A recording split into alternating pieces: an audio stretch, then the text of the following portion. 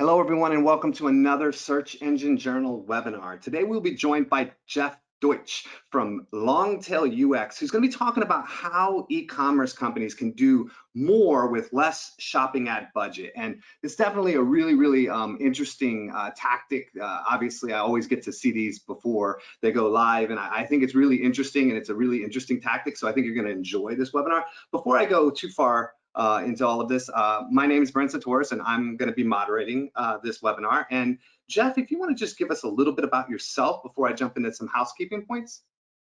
Yeah, sure. Hi, everybody. So Jeff Deutsch, as Brent said, the marketing director at Longtail UX. I'm a growth guy, wrote a book about it. Really excited today, especially to be doing this with Brent. But yeah, we're gonna be kind of opening the kimono, showing you guys everything today. Yeah, that's about all we need for an introduction, I guess, for now. Perfect. I may jump in from time to time and comment. Me and Jeff have talked in advance, so if you think I'm just diving in without permission, it's not the case. He has asked me to jump in from time to time, so if you hear that, don't hate me. Alternatively, if during the webinar you have any questions, comments, concerns, anything that's you're willing to publicly put out there and that is appropriate, there is a question box in the GoToWebinar control panel. Just drop your questions in there. We will gather them up and save them for the Q&A that will be coming at the end of the presentation. There are going to be a few poll questions throughout the webinar, which we would love you to participate in. Doesn't take much. All you got to do is click your mouse, and it helps a lot for better understanding kind of where people are at and what they're looking to do and what they've accomplished to date. As I mentioned, we will have a Q&A at the end of the presentation, so please drop all of your questions in during the presentation and even during the Q&A, because we will continue to gather those questions and get Jeff to answer them. We'll do our best throughout the entire webinar to drop any resources. If he talks about a tool, we're going to do our best to drop those resources, but if we don't, just ask about it and we'll make sure we get that information to you. Additionally, we will be doing a recap post probably on Monday. It's normally always on Monday. I try not to say Monday for sure because sometimes it slips to Tuesday, but for the most part on Monday, we'll have a recap posted, which will have this video, all the discussion, the write-up, and the questions that got answered, and even some that won't get answered if we don't have time. So definitely check that. And then last thing is, at the end of the webinar, we do have a quick survey that helps us a ton. It helps Jeff, it helps us, it helps everybody better understand how to improve from each webinar to the next, so that we continue to improve the quality of the information and the presentation in which we're giving it to you. So without any further delay, Jeff, let's dive in. Yeah, thanks, Brent. And yeah, this is going to be a lot of fun today. So yeah, really looking forward to this. And the first thing I wanted to talk about is the times. Obviously, we're in really chaotic times, and what I want to show you today is kind of where your shoppers are at, where they're at mentally, and what we can do about it, and how we can kind of improve things. I'm going to talk a lot today about landing pages and search experience for the shopper. So just to let you know that that's kind of where this is going today. But let's jump right into it. So the current e-commerce client, look, it's a chaotic time, and right now, this question, of what people are buying, people are really being careful about their personal finances. You can see right here that more than half of Americans are saying that they have to be really careful how they spend their money. And what you're seeing is drops in conversion rates, paid ad conversion rates across the board. So a 21% reduction in conversion rates across the board from paid search. So chaotic times, and the way us marketers are kind of responding or reacting is a lot of us are planning on cutting our budgets. Now that might be your kind of situation, that you're thinking about cutting your budget, or you might be actually saying, I'm coming out of this, we're coming out of this chaotic time, and we want to grow. We want to take advantage of, the opportunity of maybe lower CPMs and try and grow. And so this presentation is actually for both of those types of people. And I'm going to real quick, Brent, here, just see if I can't turn off my, I've got this screensaver thing. It's quite early in the morning here in Australia. Oh, that looks so much better. Okay, great. Okay, I got you. You got the automatic automatic lighting setting. Yeah, I hear you. Yeah. Flux, for those of you who want to save your eyes during the early mornings, late nights, yeah, Flux. It's a great, great tool. So yeah, so where to optimize first, whether you're in kind of growth mode now or you're in kind of retreating and kind of trying to optimize and get more out of stretching your budget, the best place to look is your largest line item in your budget, and that would, one of those would be paid search. So 18% of e-commerce spend for total marketing spend is actually in paid search, and 76% of that is shopping ads. So so this is a huge item, a line item in our budgets. But I actually wanted to turn it over to Brent for our first poll here to ask this. Awesome. Yeah, let me pop it up again. If you can participate, we'd really appreciate it. What % of your marketing budget goes to shopping ads? Less than 10%, 10 to 30, 30 to 50, 50 to 75, or 75 plus? Again, pretty straightforward. Just, what % of your marketing budget are you spending on shopping ads? Again, less than 10%, 10 to 30, 30 to 50, 50 to 75, or 75 or more. All right, we've got about half the people have voted so far, and I'm just going to give it another couple seconds, and then we'll go ahead and close it out. And I think we have a pretty clear number set. I always look for whether the numbers are significantly changing, which they're not now. So yeah, sharing the results, less than 10% right now was the largest group, and then pretty much everybody's less than 50%. Yeah, yeah. So it's, it's a line item of your budget that, it's somewhere normally between 10 to 20%, but it's a huge part of your strategy. And I'm going to show you why it's so important real quick.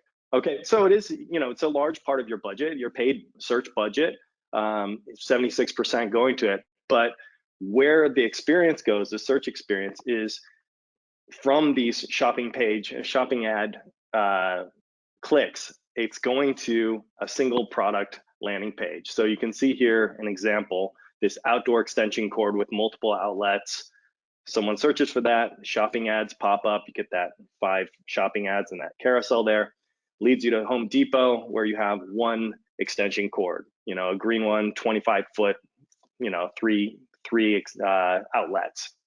All right, and actually, this is a bad experience. It's a bad search experience for your shopper. These pages, the single product pages, do 48% worse than other types of landing pages. And this is in terms of conversion rate. So huge opportunity because, if you can get the right kind of landing pages, you can almost double that conversion rate from single product landing pages to other types. And what we're going to talk about today, the solution is multi-product, because that's what, that's the best user experience, and I'll show you why. So before we move on, we have our second poll here, and a lot of you are going to be saying, yeah, my ROI from shopping ads is actually pretty good, but I wanted to ask this question first before we carry on here. So Brent? how's your ROI for shopping ads? We just talked about what your budget spend is, but how is your ROI for those shopping ads compared to other channels? Is it one of the best channels, above average, below average, it's one of my worst channels, or I don't really know? And any of these answers are appropriate, but again, we just want to kind of understand how the ROI is in your opinion. Is it amazing, above average, below average, not really great, or I don't know? And again, we have a pretty consistent number showing up. I'm going to give it just a couple more seconds, but I think the numbers here are going to be representative regardless, because they're not really changing much. All right, I'm going to close and share. It's kind of all over the place, to be honest, which is interesting. It just means that everybody's trying different tactics, right? And seeing different results. Well, I've given this presentation a couple times, and sometimes I'll get the response of, oh, shopping ads are our best line item for ROI in our entire marketing budget. And that may be. And my point today is that it could be even better. So we could optimize from where we're at and do even better than where you're at, like a lot better, like twice as much. So moving right along. Okay, I wanted to show you first, everybody, aside from the numbers, just the sort of the feeling here of why the shopping ad experience is kind of bad right now for most websites. So if you look here, this is an example of a search, this search that we just showed, the outdoor extension cord one. So the user clicks on one of these shopping ads, it pops up a new browser tab with one product on that page. The user has to close that tab to go back to the search results and open up another one. So this is the shopping ad search experience, and it's not great. It's what we call Pogosticking, and it's not a good search experience. So Pogosticking would be, we go back and forth from the search results to the one single product page or one page, and then go back to the search results. So it's confusing for the shopper, and they don't enjoy this process. So before we move on, we start talking about how to solve this process, or some more information about this, I just wanted to give some takeaways from what we've already talked about. So first of all, e-commerce marketers like us who are looking to be more efficient with our budgets, we should be looking at our shopping ad landing pages first, because up to 48% of that spend is wasted due to that use of single product landing pages. So, and this Pogosticking is the reason behind it. It's a bad search experience, and that causes those high bounce rates and low conversion rates. Jeff, I wanted to throw something in there just because you're going to really come from a landing page perspective on this. But for anybody listening, I just wanted to share with you as well that this is pretty, Jeff is really talking about this from a standpoint of like, this is something you need to know, and it is, because this is pretty widely accepted within the SEO community that, when it comes to a product page, the single product page doesn't perform the same as the multiple product pages. And that's even from an SEO standpoint. If you go into your log files and you look at your crawlability and you look at what Google's looking at and what's indexed, it's typically almost never your individual product pages. So I just wanted to throw it out there that this isn't just landing page optimization. This is essentially a known standard for quality within search marketing and digital marketing as a whole, and that the single product pages just do not perform the same as multi-product pages. Yeah, we were talking about that. I mean, most single product landing pages, or the product detail pages, another way that they're called often, they don't even get indexed. So, we talked to Walmart recently, and they said one of their biggest problems is they can't get their product detail pages to index, and they had 75% of their pages on their website are not indexed. And so, and Brent and I were talking about this too, that this is a general move for organic traffic as well, is to move away from this content printing, where you move away from single product pages into these category pages, or things like that. So 100%. But so the alternative is to delight your shoppers and increase those conversion with the multi-product pages. So it's not just good for you and for your bottom line, but it's also good for shoppers. And that's why you're going to see that, that's what the best in show kind of do in e-commerce. And you'll see why, because of the type of experience that people want with search versus, browsing. So first of all, just real basic here, what is a multi-product page? So this is a client of ours called Kogan.com. They do about $500 million in turnover per year, and more than 10 million comes from pages like you see on the right here. So on the left is the old experience that they had, this single product page for, this is a search result for a mini display port to HDMI female adapter. It's one product. And on the right, you see the Longtail UX version that we delivered. So we did about 35,000 landing pages for them, and they look like this. So they'll have anywhere from 10 to 30 to 50 matching products to that term. And this is a better experience for shoppers. And lots of websites know this, including Amazon.com. So Amazon, obviously the top in the game, and this is how they do their multi-product pages. It's very similar. And it's kind of a no-brainer when you start to see who's doing this. I mean, that search experience, it's so good actually that now shoppers turn to Amazon first when they're looking for a search engine for products, when they want to do shopping. So, in the last 5 years, Amazon's taken the lead over Google. And it's because of this superior search experience. Compare this to the Pogosticking that you saw earlier, and it's kind of a no-brainer, right? And it goes without saying, search is important. I mean, I'm on a search engine journal webinar, so you probably already know that, but 60% of shopper journeys for looking for products start with a search. And like I said, that conversion rate, it does increase when you go from single products to multi-product pages. It increases by about double, and you'll see some cases later that kind of prove this out. This is, data that will, I'm going to show you.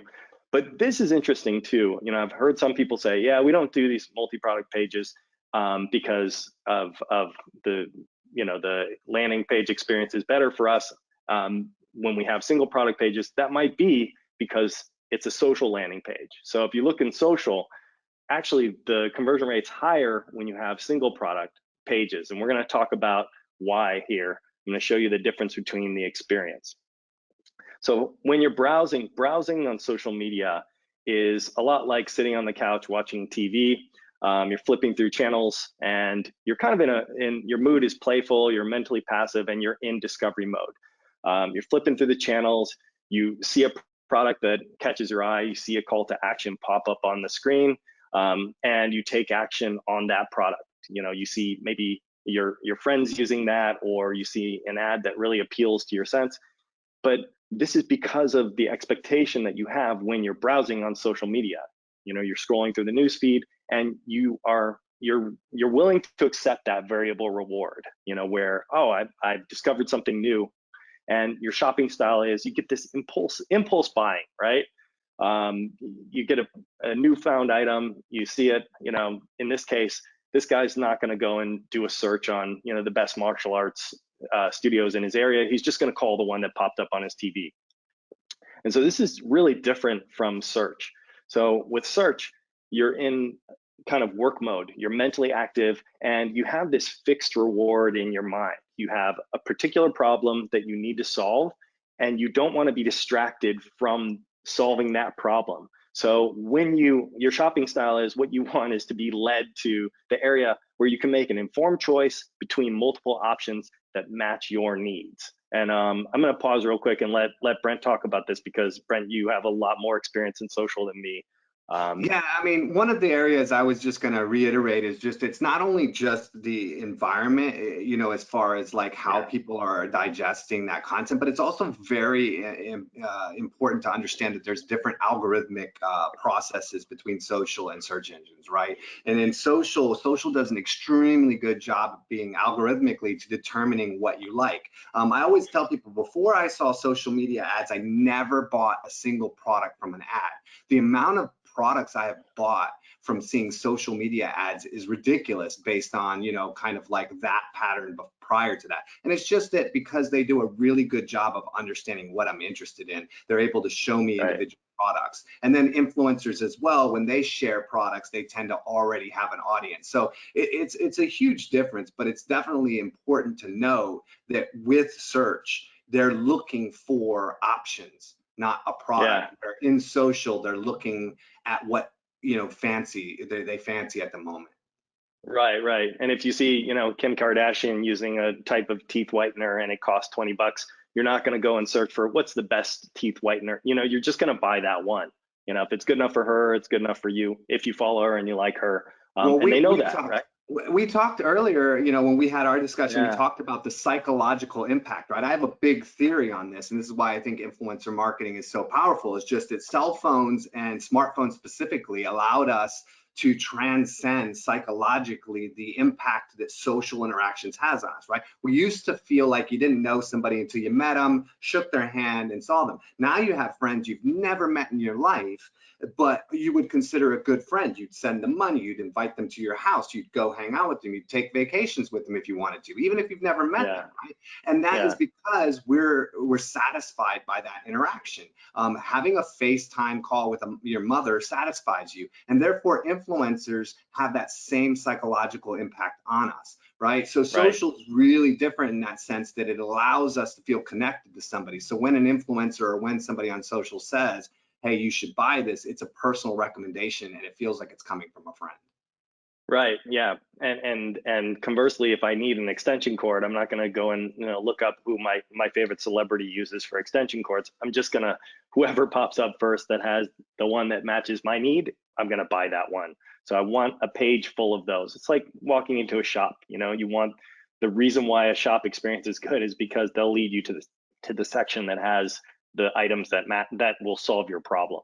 So that's what we want to do in search, because that's personalization. What we want is to land the shopper on a page that has multiple options for what they want to buy, because then they feel like they can kind of customize from there, and they're willing to sort of browse through a page as long as they know that that page contains only the items that are going to solve their problem. So once they start seeing other items, that's when they're going to bounce. That's when those bounce rates get high. So it's not just other products, it has to be other products that solve their need. But then they want to kind of paw through the different options. So here again on this page for Kogan, you've got options for type, hertz, voltage, length, color. So there's no reason for you not to buy, other than, you know, unless the price doesn't look good or whatever. But wherever else you go, the price is going to be similar, or, you know, people are actually going to buy more if they get that personalized experience. And here's some data to back that up. So 44% of shoppers said that they'll buy repeatedly from an online store if they give that personalized search experience. And 40% of shoppers said that they've actually bought something more expensive when they got a personalized experience, versus conversely, so 71% said, you know, that they get turned off from these impersonal search experiences, these impersonal shopping experiences on websites. So this is something that's not just good for, you know, in dollars and cents. It's a good thing for your brand and for your company to give this kind of experience. So, you know, one thing that we've heard also is, why not just sell on a marketplace like Amazon if they do this multi-product search experience so well? And a lot of brands do. The problem is that it's good for the shopper, but it's bad for your brand. And, you know, here's why. So, you know, you can't do any of these things, any of the things that you would normally do in e-commerce to get ROI from your budget. You don't have that option. There's no retargeting because they don't land on your website, so you can't pixel them. No brand building because they search for that product and yours pops up next to every other company that's selling that same product. There's no cross-selling. You know, if they happen to land on your product detail page inside Amazon, Amazon's just going to cross-sell whatever items sell best with that, and they're not going to limit it to just your brand. Obviously, no list building, so you can't do that, you know, one-time offer for a discount because you don't get their email. So there's no remarketing either. And of course, the margin drops because now you're competing against everybody else who's selling that same item. So, you know, the lowest price is probably going to win, which is really bad for you. So what you want to do. Real quick, yeah. I know where you're going with the next slide. I just wanted to throw one more thing on your list, is that a lot of people don't realize this, but it also has a big impact on your brand. I worked with a Fortune company for a while who had put their products on there, and they had 2 different products and 2 different frequencies, right? And so somebody bought 50,000 of one and 50,000 of another, but they were both at opposite frequencies and they would not work together. And so because it was a Prime thing, they were forced to ship them within 24 hours, and they were trying to confirm the order because that's going to be a massive shipment to have that end up not being returned and refunded. And Amazon told them that if they didn't ship it, they would revoke their store. So they were forced to ship products, had to end up returning half of it because it was a user error, and it makes them look bad. It makes the brand look bad. So there's a whole bunch of other issues, you know, not that I'm saying don't be on Amazon. I mean, there's reasons to be sometimes, but you need to know what you're dealing with, right? Yeah, it's a channel, you know, just like everything else, but wherever you can, you want to sell it off your own website because you get access to all of these awesome tools in order to get ROI.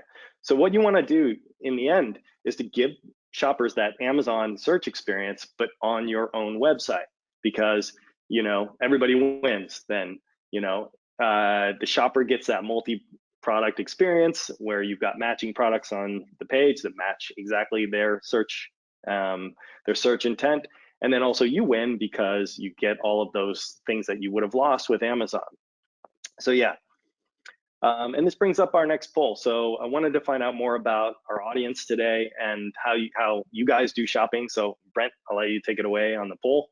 Absolutely. So another quick poll: do you put multiple products on your shopping landing pages? Pretty straightforward. Yes, no, or I don't know.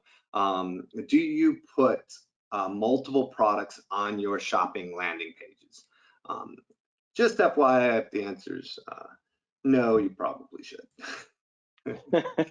Yeah. A little bit more. Spoiler alert. Yeah. And so I'm going to go ahead and show it because I think it's statistically accurate. And so the majority of people said no, which is not, honestly, is not a surprise. But I do think that it makes this presentation important, because I do think one of the things, and you've seen this, one of the things that kind of haunts us in digital marketing is this idea that what worked 3 years ago works today. And very few people are testing. The majority of people are regurgitating, right? They read something, they tried something, they heard something at a conference, and a lot of times that information can really get old quick and not be useful, right? And I think this is one of those areas where it might make sense, because you're thinking old school SEO. I want to have my own markup, I want to have my own titles, I want everything to be focused, but that ideology of marketing has passed and it's gone. So you don't, that thought process doesn't exist the same anymore. It's also pretty hard to do. I mean, but yeah, I mean, there is one follow up to this, I think, is the next. Yes. Okay. For those of you who said yes, which would be the minority. For those of you who said yes, what's the criteria for other products on your shopping landing pages? Again, what's the criteria for your other products on your shopping landing pages? People also bought, people also viewed, similar to the item on the page, other, or I don't know. Yeah, We'll just and that's similar to the item, whatever that is, whatever the featured product was on that page that, that Google matched in the shopping feed. Yeah.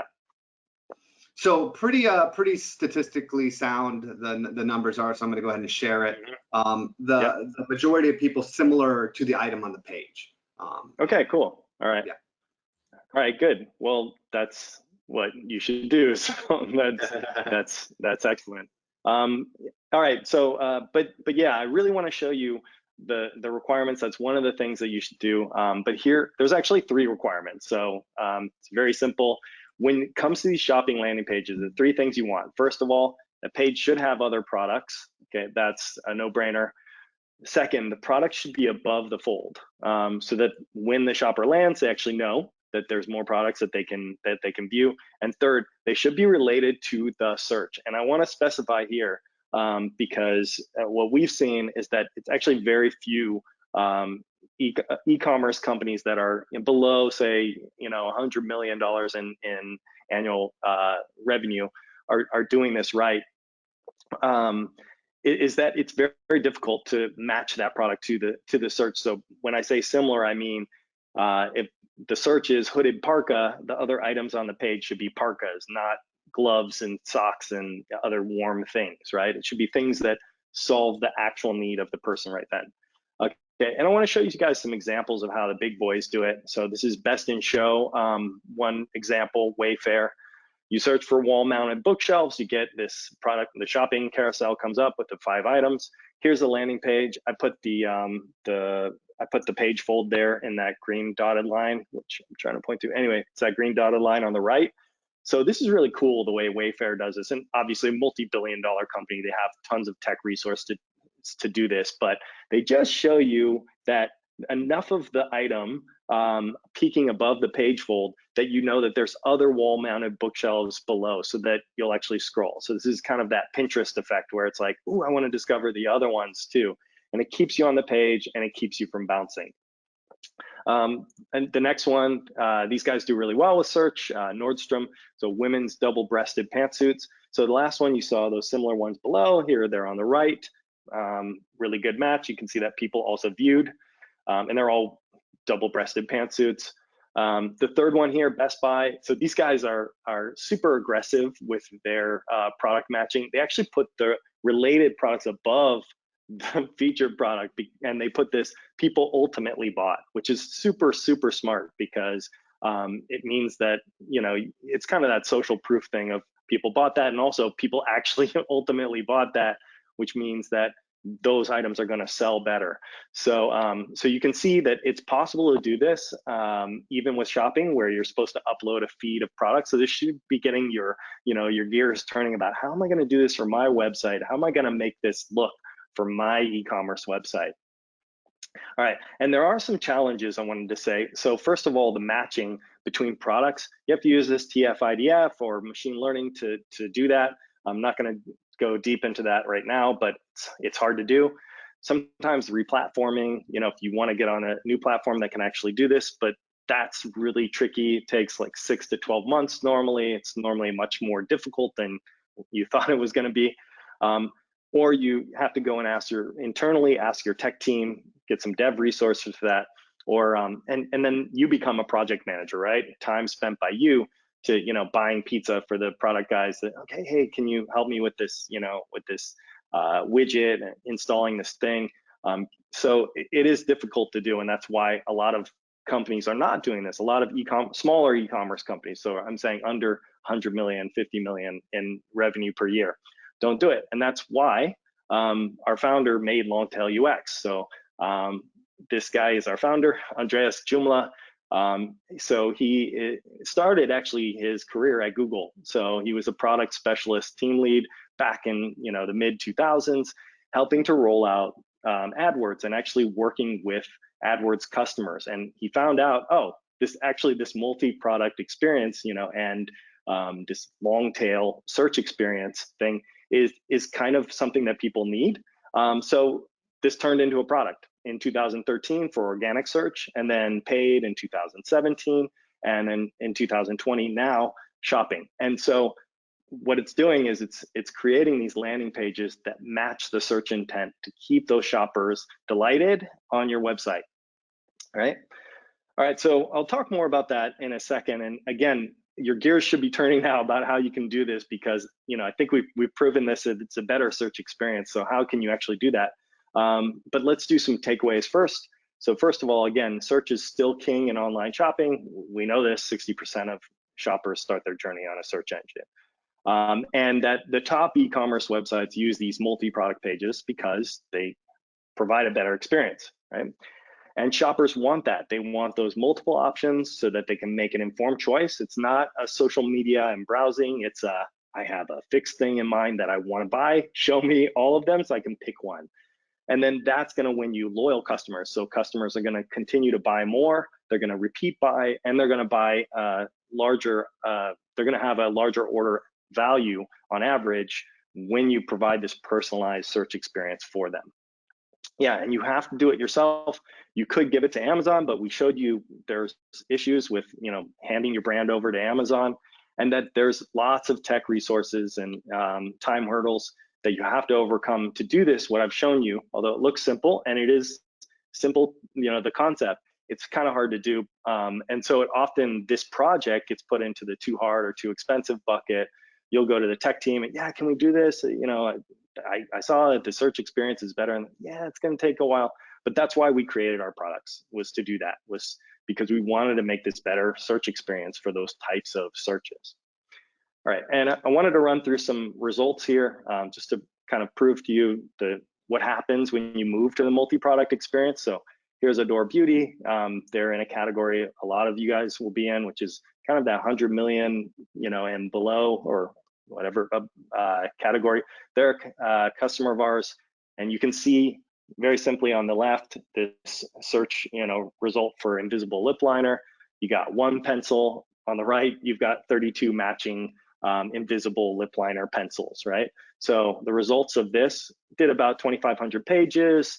The conversion rate, it did almost double for them. So 98% increase in conversion rate, and return on ad spend also increased. And that, there's so many reasons for that, but again, it calls back to that people will buy more and they'll spend more if they get a personalized search experience. They'll actually be so delighted that they're gonna spend more.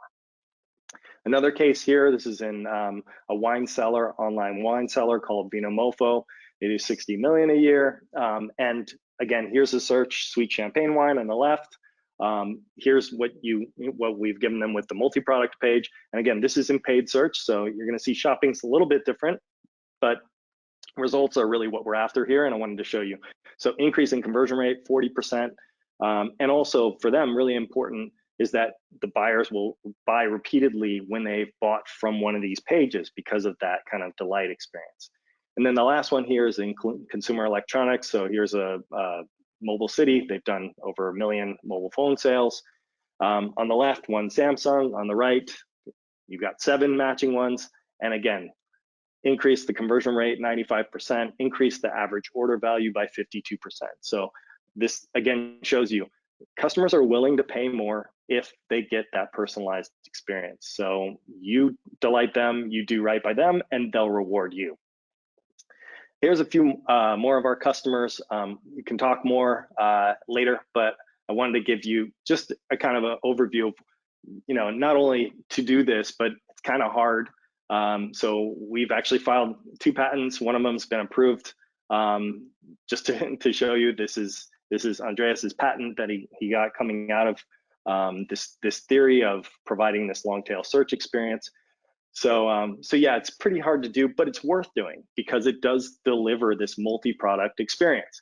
So this is our service, the Lux Shopping. I invite you all to talk to us about it and learn more. We're happy to talk about it. It's a new service, but really excited about it.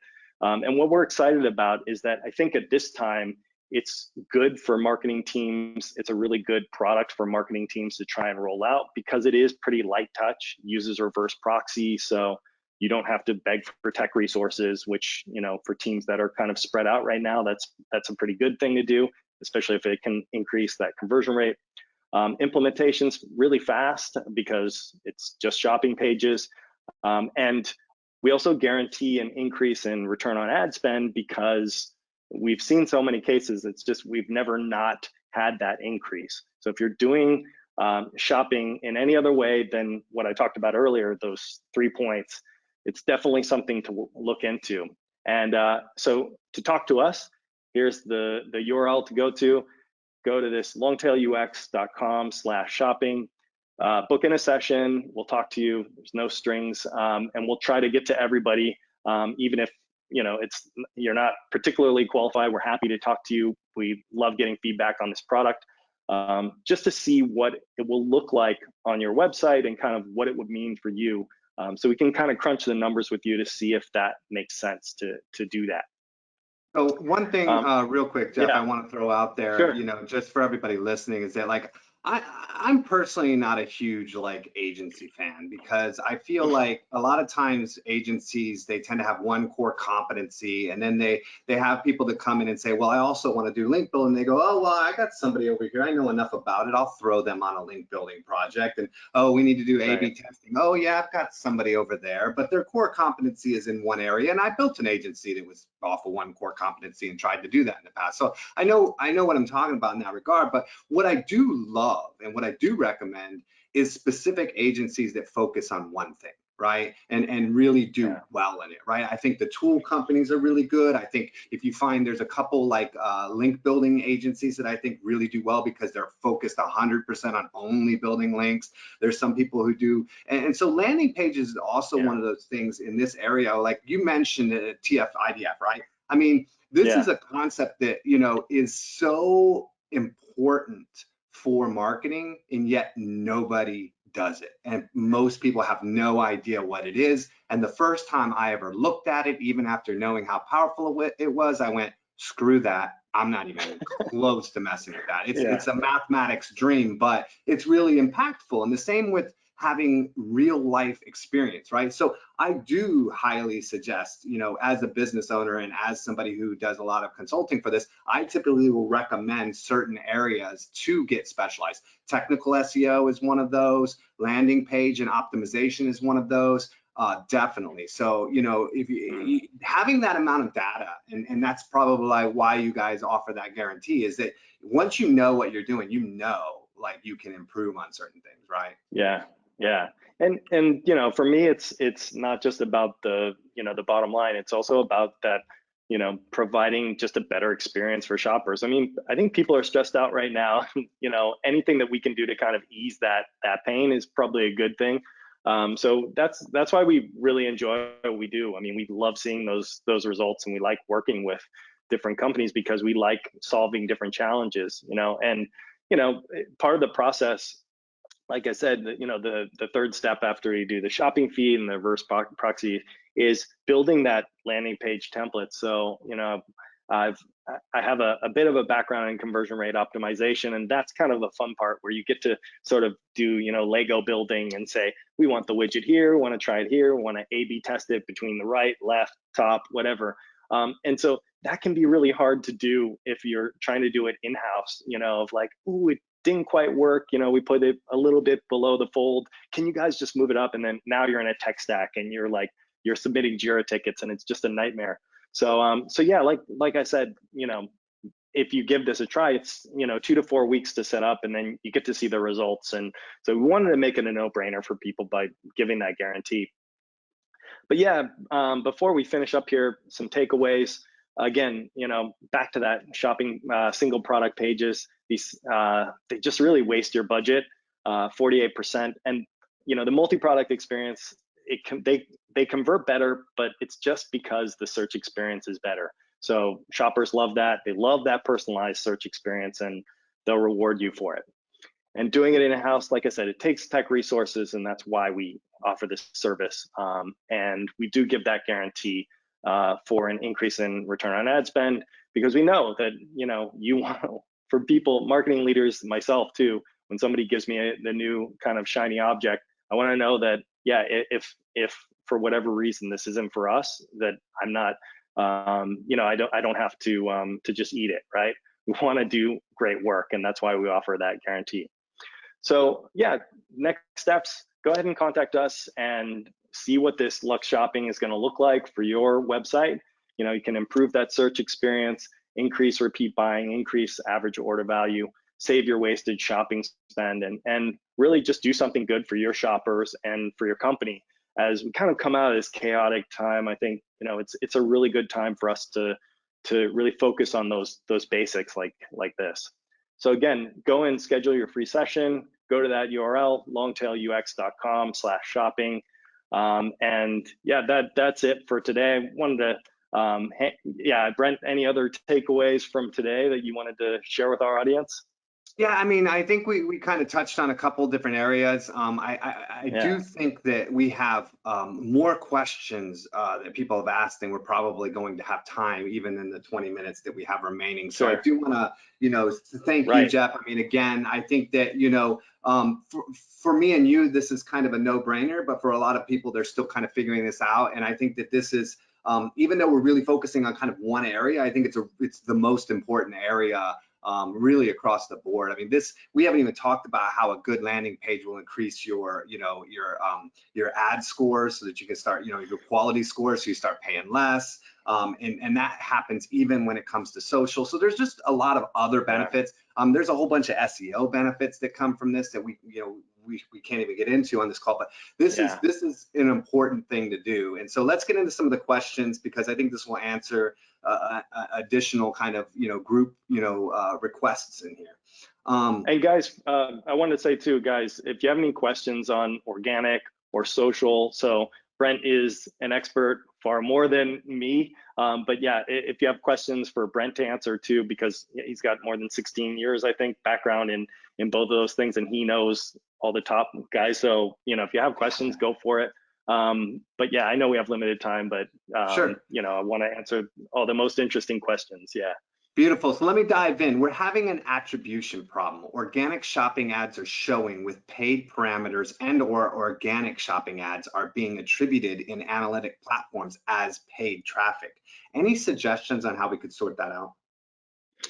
Yeah, well, so we do landing page reports. That's how we do our ROI analysis for organic. And then I think you could probably subtract that out from paid. My suggestion on this one, because it's a very complex question, please go and go to that URL and schedule time with us, because we could actually have Andreas take a look at that.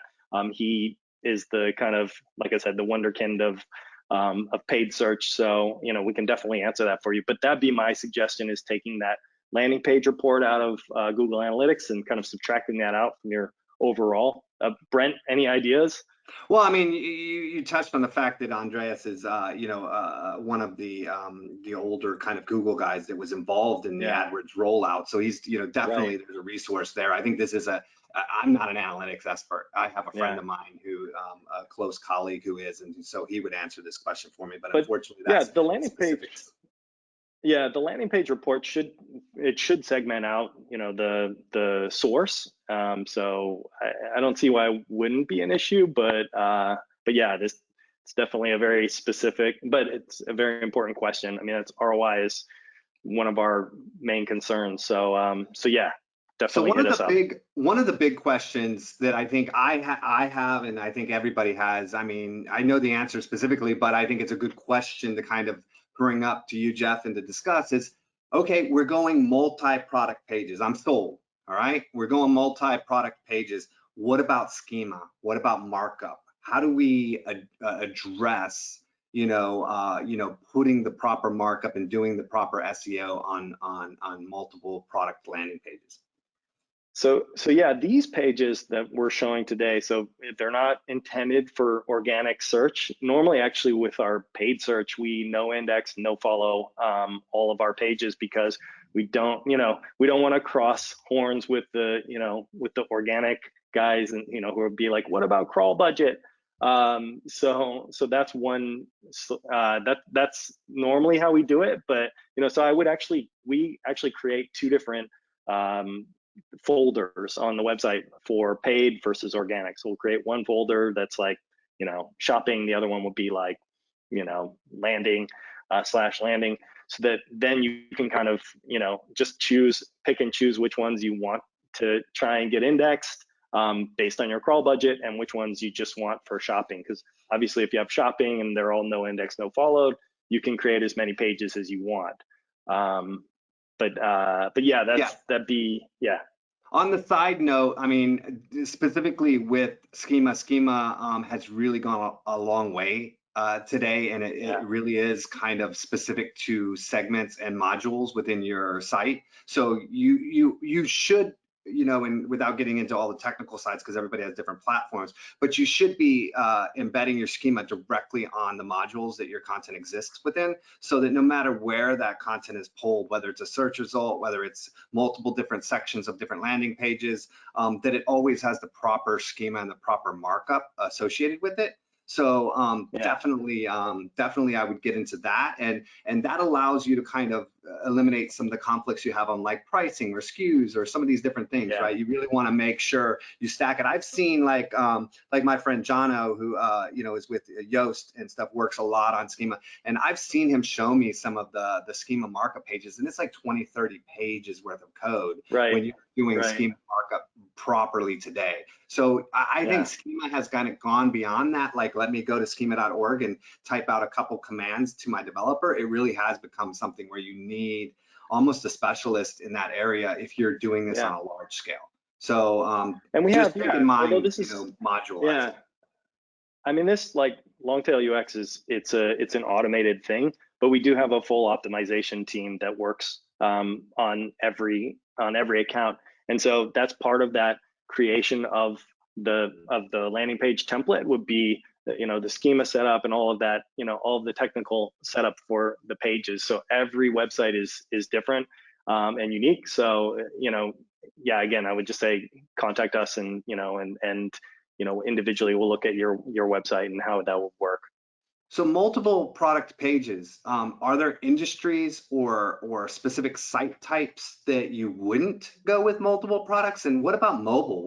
How am I going to put all these products on one mobile page? That was two questions in there.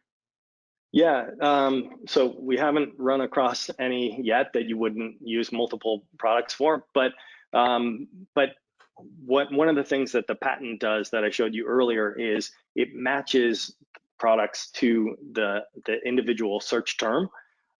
So we'll only create a page when there's X number of matching products to that search term. So if there's only 2 products and the threshold for you is we need 3 or more, then we just wouldn't include it in the shopping feed. So then you would just you would maybe continue doing shopping with that single product that matches, because or you would use a different kind of matching product widget or something like that for that process. Yeah. So the psychology is that like you're landing on a page because you wanted, say, a vacuum cleaner, but you didn't know exactly what vacuum cleaner you wanted. And so now you've got 5 or 6, and you can start looking at features. You can start looking at rating reviews, and you can say, oh, why is everybody liking this model over this other one? And, you know, oh, it's got a stronger, you know, engine or motor. So that's the one I want to go with. Does that psychology get satisfied by recommended products? If you had a single product, can you show your single product and then fill in like 6 other recommended products that are based on that and have that still satisfy that psychology? Or is it really having multiple of the same product? So yeah, I mean, the search experience, we definitely don't want to get distracted away from the problem that we have until we've satisfied that one. I would recommend not doing the, you know, people buy with this. It's actually, I was surprised doing some research of some of the brands that do that. You know, if you go on, like Home Depot was one of them, for example, that you know, some of these organizations, they're huge, but they just haven't looked at this line item in their budget to see, wow, we could be doing a lot more. But if you search for, you know, brick siding, you're going to get one type of brick, and then you're going to get all of the items you need to install that brick. And it's like, what if that's not the color brick I want? You know, I'm going to bounce. And that's that pogo sticking experience that is just really frustrating for shoppers. So I wouldn't recommend it. As to mobile and putting multiple products, it should be possible, right? And we do obviously multi-product landing pages for paid search with mobile as well. Obviously the real estate, there's an issue there, but there's always solutions you can do. You know, for example, where at least one product peeks up over the fold of the mobile landing page, just so that the user knows, okay, if I scroll down, I'm actually going to see other options. As long as they see, just like you saw with Wayfair, as long as they even see a hint of a peeking, you know, matching product, they're going to keep scrolling. And you can peek left and right too. That's the other trick, right? Is if you have like a carousel that you want to run, you just show the part of it on the one side so that they know that they can swipe and see it. Yeah, and it really, you know, I mean, every case is different. Every website is, you know, that everyone has their own idea. And again, what's nice about outsourcing this stuff to a company that just does this, like us, is that you get to kind of use us as your A/B testing lab, so that instead of putting in tickets with your internal dev team, you can just give them to us and we'll do it. Sure. But you can do, you can experiment with stuff like, although you know, some people find exit pops to be really annoying. If you wanted to try it, you could try that. You know, if someone has the intent to leave the page, you know, to you know, show them other products, something like that. But again, it all comes down to, do you have the products, multiple products that actually match the exact, you know, to that search term that they have. And so that's where the hard math comes in. Another fun one. How do you run multi-product pages in Google Shopping ads? Right. Yeah. So we get that a lot. So I mean, you saw actually the way that Wayfair and Best Buy, the way they do it. So technically, are these multi-product pages? No. When you upload the feed, you're going to have a URL that matches that one product. But what they're doing is they know that the multi-product experience works, but then they're also, you know, mindful of Google's terms of service. So you couldn't just land them on a page that has like, you know, mosaic view of lots of tiles of products that match. It has to look like it's recommended for this, or people also viewed, or people also bought, or people ultimately bought. Then it's okay with Google. As you can see, I mean, billions of dollars are being spent on these types of landing pages. So it's okay with Google's terms of service. And so, yeah, that you want to experiment. As you see, like, there's some of these brands do it really aggressively, where they've even put the products, the matching products above the featured product. If you go to check out Zappos, they do this, where it's actually the entire page is full of recommended products, and then just below you'll see peeking the featured product. So, and that's still okay by Google standards. So it is okay. Do you want to call it a multi-product page, or call it something else?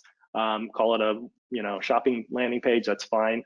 But the important thing is, what does the user see when they land? So if somebody has a website on Shopify and they're asking the question, landing pages, should we be working on a collection page most for SEO and terminology, or do we need to create external and internal landing pages from our site? So we work a lot with Shopify. Actually, we have we integrate the kind of matching technology on their website or on their platform specifically. So as to the how it's done. So again, encourage you to contact us to look at it specifically for your website. But it is going to be, according to the feed, it's just going to be that URL matching that one product. So whether it's a collection or whatever, you're going to have to talk to the experts on that one. So go ahead to that. Yeah, and let's a lot talk of it's for A/B sure. testing too. A lot of this is going down a path of just testing, right? Test the different elements, because I mean, how many times in my career we've had a group of 10 people who are all experts and know 100% that this is the best way to do it, and then run A/B testing and found out that the other way was the one that performed the best, and all of us are like, well, right. here you go, Right. Even Google right now uses AI to help determine a lot of elements, because ultimately numbers tell the truth, for the most part, you pretty much rely on it. Yeah, I mean, I've looked at really like thousands of different big brands, how they do these shopping landing pages, and they're definitely A/B testing. They're testing the position of the widget, what the widget shows, whether it's matching, similar, related, or people also bought. Like, there's definitely A/B tests happening all the time. But yeah, if you're like I said, if you're kind of in that range of 100 million and below, even for some of the larger websites, like I said, Home Depot is just for whatever reason hasn't gotten around to it, but it can be a real pain to implement it yourself.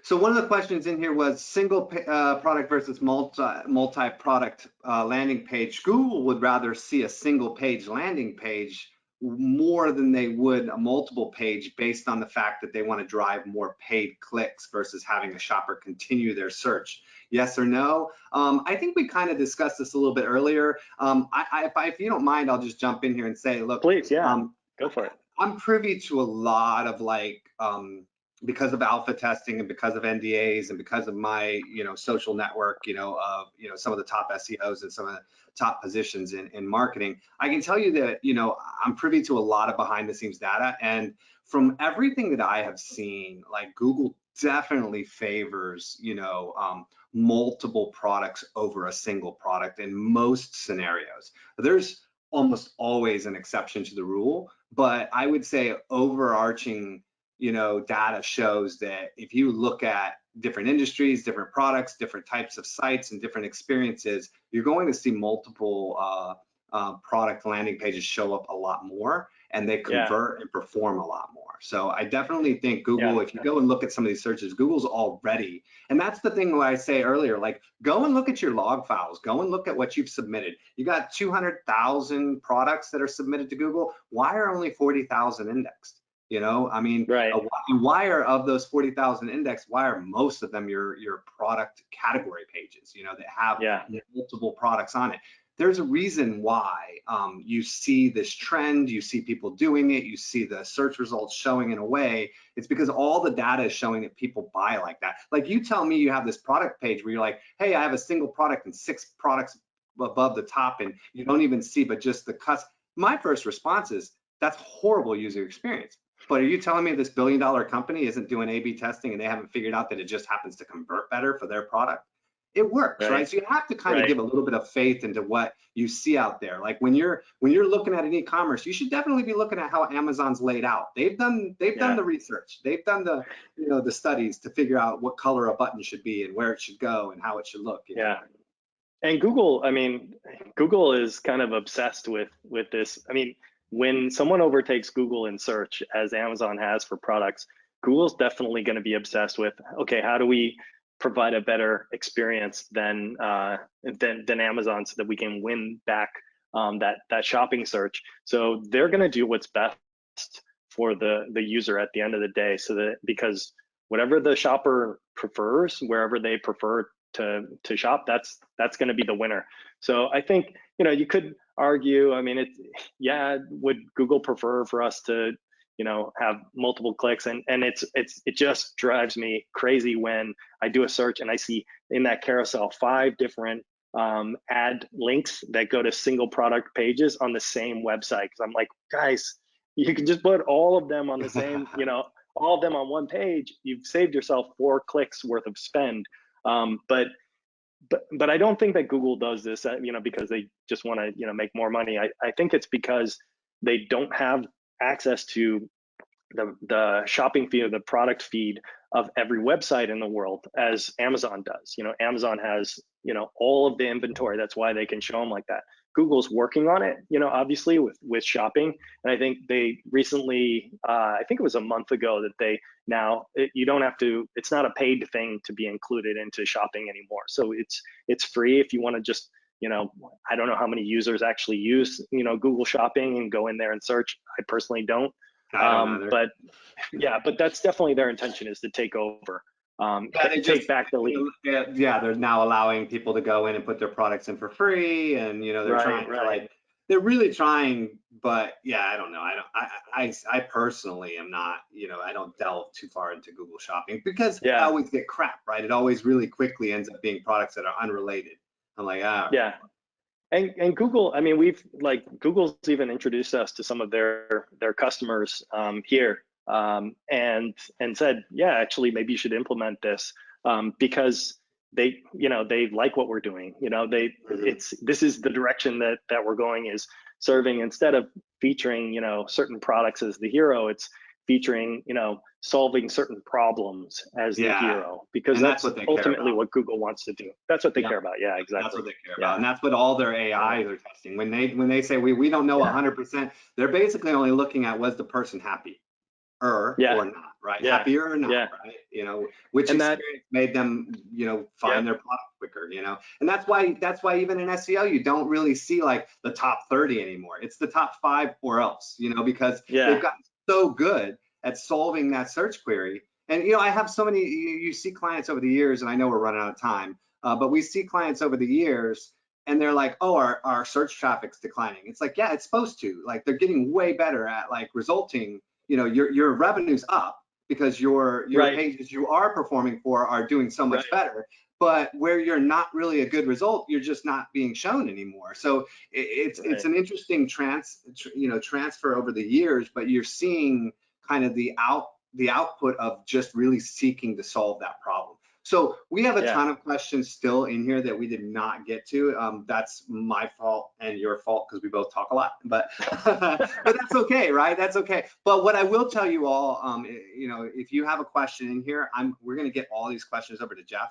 We're going to make sure we get answers, and we're going to get the answers up on the recap post, which will be out Monday. So definitely you will find your answer there. And some of the questions in here are like about, how do we get on your platform, Jeff? Or, you know, what platform do you guys accept? Or how do we, you know, those questions, I highly suggest just reach out to Jeff through the link that he provided, or through his contact details, and just reach out. You're going to get an email as well for having registered and being in the webinar.